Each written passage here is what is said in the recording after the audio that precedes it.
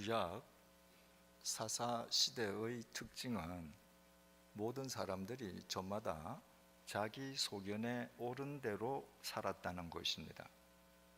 믿음은 하나님의 말씀대로 살기 위해서 하나님의 말씀이 자기 삶을 통해 인카네이션, 육화될 수 있도록 하나님 말씀 앞에서 자기를 부인하는 것입니다.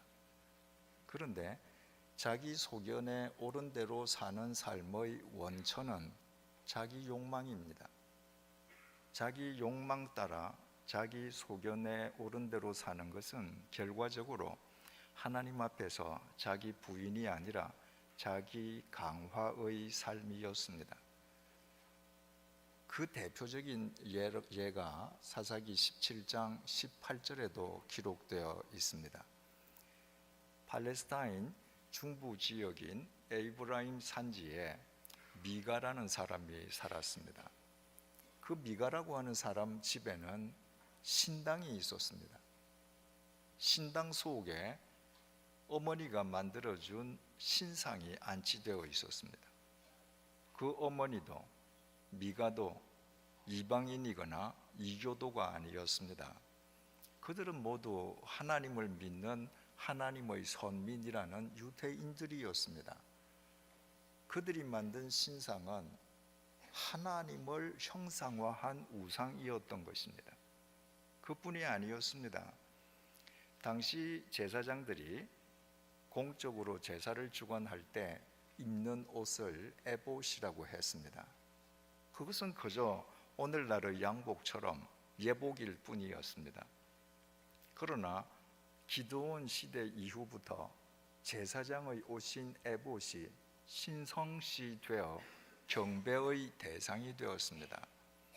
그 신당 안에는 에봇도 경배의 대상으로 걸려 있었습니다. 그뿐만이 아니었습니다.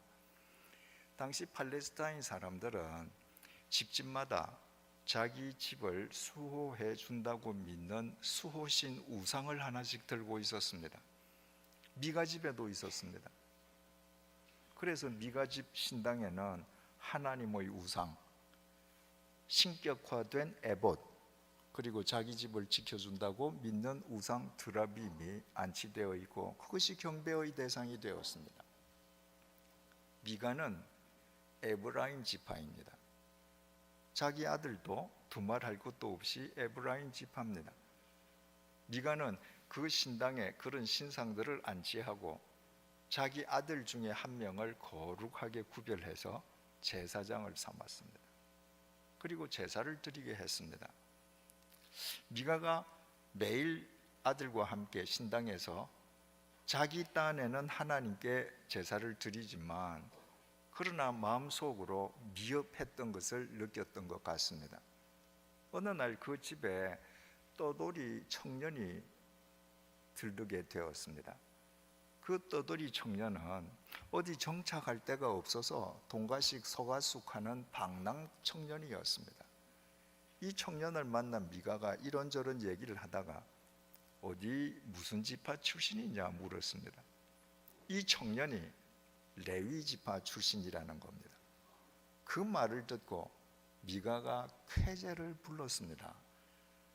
본래 제사장들은 레위 지파만 할 수 있는 것이거든요. 그 즉석에서 미가가 이 레위 청년에게 프로포즈를 했습니다. 내가 너에게 1년 밤낮으로 1년 12달 내내 숙식을 제공하고 1년에 연봉으로 은 10량을 주고 의복 한 복을 주겠다. 당시에는 의복이 재산이었습니다. 그래서 구약 성경을 보면 의복을 전당포에 전당 접히고 그러지 않습니까? 이렇게 너에게 대우해 줄 테니까 레위인인 네가 내 영적 아비가 되어주고 우리 집 저 신당의 제사장이 되거라. 미가는 그 청년이 레위인이라는 것만 확인했을 뿐 그 레위 청년이 제사장의 훈련을 거친 사람인지 자격을 갖추고 있는지 수준이 되는 사람인지 전혀 따지지 않았습니다. 요즘 말로 하면 외형, 스펙만 보고 그 사람을 스카우트했습니다. 떠돌이 레위 청년에게 있어서는 그보다 더 좋은 프로포즈가 있을 수 없었습니다. 그는 즉각 수락했습니다. 떠돌이에게 1년 연봉 은 10량에 숙식 제공에 옷 한 벌이라고 하는 것은 엄청난 연봉이었습니다. 그날로부터 이 레위 청년은 지성을 다해서 신당을 섬기면서 제사장과 미가의 영적 아비 역할을 했습니다. 지금 미가는 자기 심정으로는 우상을 섬기는 게 아닙니다. 하나님의 신상을 놓고 자기 딴에는 하나님을 경배하는 겁니다. 레위인 출신 제사장도 있습니다. 그 제사장이 제사를 주관합니다. 얼마나 흡족해야 하는지 그 미가의 모습이 눈에 선하지 않습니까? 그런데 여러분 한번 생각해 보십시오. 십계명 제1계명은 나 외에 다른 신을 두지 말라는 것입니다. 그런데 그 신당에는 에봇과 드라빔이 신격화되어서 경배의 대상이 되어 있습니다. 십계명 제1 번째 계명 어긴 거죠. 이 계명은 하나님께서 내 형상을 만들지 말라는 것입니다. 시간과 공간을 초월하시는 영이신 하나님께서는 시간과 공간의 지배 속에 있는 어떤 물질로도 형상화될 수 없기 때문입니다. 그런데 그 신당 안에는 하나님을 형상화한 우상이 안치되어 있습니다. 그 젊은 제사장은 자기가 받는 연봉에 걸맞게 얼마나 안식일마다 제사를 지성으로 주관했겠습니까? 얼마나 미가가 영적으로 흡족했던지 미가가 혼자서 이렇게 말을 했습니다. 사사기 17장 13절의 정언입니다. 이에 미가가 이르되 레위인이 내 제사장이 되었으니 이제 여호와께서 내게 복 주실 줄을 아노라 하니라. 여기에서 안다는 것은 확신한다는 것입니다. 내가 제사를 드릴 때마다 하나님께서 내게 복을 주실 줄을 확신하노라. 사실이겠습니까? 그 신당에서 미가가 그 제사장과 함께 제사를 드리고 자기 마음으로는 감동을 받고 복받았다고 감사하면 할수록 실은 그는 하나님과 점점 멀어지는 사람이었습니다. 어떻게 미가가 그런 떠돌이 레위 청년을 자기 영적 아비로 삼고 자기 집 제사장으로 삼을 수 있었겠습니까? 어떻게 그런 수준 미달의 청년을 제사장 삼고 그 제사에 참여하고 하나님의 복을 받는다고 믿을 수 있었겠습니까? 그것이 미가의 수준이었기 때문입니다. 미가의 수준이 그 수준에 상응하는 제사장을 섬기게 한 것입니다. 당시까지 이스라엘 12지파 가운데에 다한 지파만은 땅을 분배받지 못했습니다. 그래서 다한 지파는 자기들이 팔레스타인 가나안 땅 중에서 어느 지역에 정착할 수 있을까 땅을 탐지하기 위해서 5명의 정탐꾼들을 북쪽으로 보내왔습니다. 그 정탐꾼들이 북쪽으로 가다 보니까 에브라임 산지를 지나가게 되었습니다. 그 산지를 지나가다가 미가 집을 들르게 된 겁니다. 미가 집에 들러서 밥 한 끼 얻어먹으면서 집을 보는데 그들 눈에 그 집에 있는 신당이 멋지게 보였습니다. 거기에 있는 신상도 대단한 예술작품처럼 보였나 봅니다. 그리고 그 청년 제사장이 아주 준수하게 생겼던 것 같습니다. 이 5명의 정탐꾼들이 그 신당 속에 안치되어 있는 신상들 그리고 그 청년 제사장을 마음에 두었습니다. 그리고 북쪽 땅을 탐지하니까 북쪽의 라이스 지역이라는 땅이 자기네들이 정복하면 지파가 정착하기에 딱 알맞은 땅이라는 것을 발견했습니다. 정탐꾼들이 다한 지파에게 가서 보고를 했습니다. 다한 지파 상층부에서 칼잡이 600명으로 특공대를 만들었습니다. 그리고 정탐꾼 5명을 앞장 세워서 라이스 땅을 이제 정벌하러 가는 겁니다. 정벌하러 가는 길에 또다시 에브라임 산지를 지나게 되었습니다. 그러자 5명의 정탐꾼들이 자기네들 기억해 두었던 미가의 집에 들어갔습니다. 그리고 아무하고도 상의하지 않고 불문곡직하고 그 집 신당에 들어가서 하나님의 신상 에봇 드라빔을 들고 나왔습니다. 탈취, 도둑질한 것입니다. 그 광경을 그 집 신당 청년 제사장이 보았습니다. 그 청년 제사장이 그 정탐꾼 5명들에게 당신들 이게 무슨 짓이냐고 그 앞에서 가로막고 제지를 했습니다. 그러자 그 즉석에서 다한 지파 5명의 정탐꾼들이 그 청년 제사장을 이렇게 스카우트했습니다. 오늘 본문입니다. 18장 19절입니다.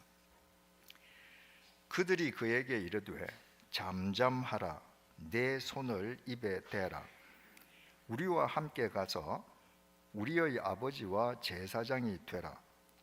내가 한 사람의 집의 제사장이 되는 것과 이스라엘의 한 지파 한 족속의 제사장이 되는 것 중에서 어느 것이 낫겠느냐 하는지라. 너 떠들지 마. 너 한번 가만히 생각해봐. 너 이 산골 조그만 마을에서 한 집안 제사장으로 너 평생 살래? 아니면 우리 따라가서 이스라엘 12지파 가운데에 한 지파, 큰 지파의 제사장으로 살래? 스카우트한 것입니다. 그 청년의 반응이 이렇습니다. 18장 20절입니다. 그 제사장이 마음에 기뻐하여 에봇과 드라빔과 새긴 우상을 받아가지고 그 백성 가운데로 들어가니라. 이 청년 제사장은 무슨 말이냐? 거절하지 않았습니다. 그 말을 듣는 즉시로 기뻐했습니다. 여러분, 이 정탐꾼들의 이 스카우트 제의 내용을 요즘 말로 바꾸어 표현하면 어떤 표현일까요? 야, 너처럼 능력 있는 목사가 이런 소도시에서 이 작은 교회 하냐? 나하고 가자.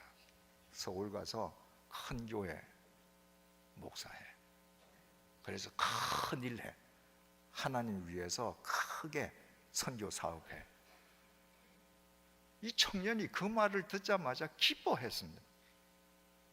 그리고 방금 다한 지파가 훔친 신상 에봇 드라빔을 자기가 받았습니다. 그건 자기 소유물이 아닙니다. 그건 미가의 소유물입니다. 근데 그것을 자기가 받아서 안고 다한 지파를 따라갑니다. 조금 있다 그 사실을 안 미가가 무슨 짓들을 하느냐고 나와서 소리쳤지만 칼잡이 600명 앞에서 어떻게 할 도리가 없습니다. 이 청년은 지금까지 자기에게 먹여주고 은 10량 주고 옷 주고 자기를 제사장 삼아주고 했던 미가에 대해서 최소한의 도덕도 윤리도 예의도 지키지 않았습니다.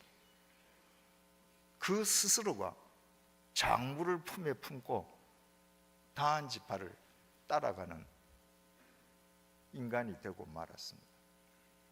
18장 제일 마지막 구절을 보면 이 레위 청년이 죽을 때까지 다한 지파의 제사장으로 살았습니다.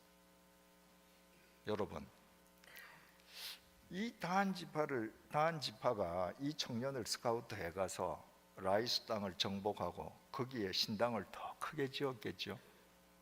거기에 미가의 집에서 훔친 신상을 모시고 에봇을 모시고 드라빔을 모시고 거기에서 더 경건하게 제사드리지 않았겠습니까? 그 제사가 하나님을 위한 제사입니까?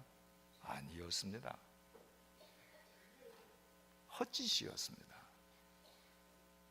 그런데 왜 다한 지파가 그런 어리석은 짓을 하고 그런 무자격 청년 레위인을 데리다가 그가 죽을 때까지 그를 자신들의 영적 아비로 삼고 섬깁니까? 그것이 다한 지파의 수준이었습니다. 그때 그들의 수준에 맞는 제사장을 섬길 수밖에 없었습니다.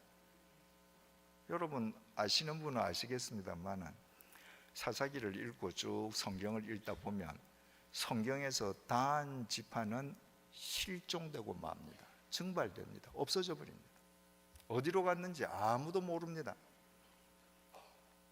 하나님의 말씀인 성경 속에서 한 지파, 그것도 다한 지파가 송두리째 증발되어 버린 것은 결코 우연이 아닙니다. 그들의 수준이 초래한 당연한 결과였습니다.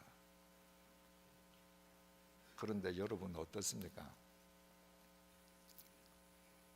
다한 지파에 스카웃을 받고 그동안 같이 생활하던 미가를 돌아보지도 않고 그 집에 신상을 가슴에 품고 다한 지파 따라가는 이 청년 레위 제사장, 떠돌이 생활하다가 미가 제의를 받고 그 집안의 제사장이 된 그 청년, 우리 어디서 많이 보던 친숙한 광경 아닙니까? 오늘날 한국 교회에서 어느 교회든지 담임 목사가 공석이 되기만 하면 제일 먼저 다른 교회 담임 목사를 스카우트 하려고 합니다.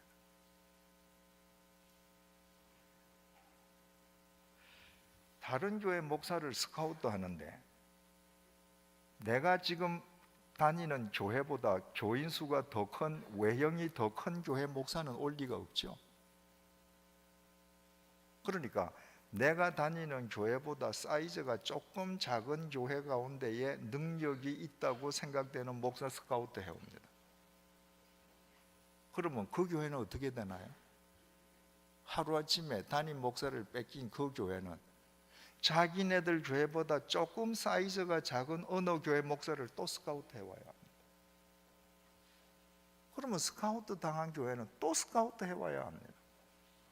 지금 한국 교회는 매일 어디서인가 연쇄 담임 목사 스카우트의 악순환이 계속되고 있습니다. 여러분, 담임 목사가 공석일 때 담임 목사를 타 교회 담임 목사로 스카우트 해오자 할 때 그 기준이 뭡니까?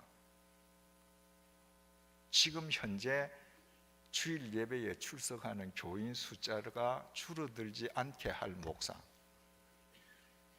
지금 헌금이 감소되지 않게 할 목사, 그러면 본전이고, 더 나아가서 지금보다 교회가 더 부흥하게 할 목사, 그래서 설교 잘하는 목사 스카우트 하자. 여러분, 그런 기준으로 여러분들이 목사를 스카우트하면 소위 CEO를 데려옵니다. 여러분들에게 목사로서 당부합니다. 목사는 CEO가 아닙니다.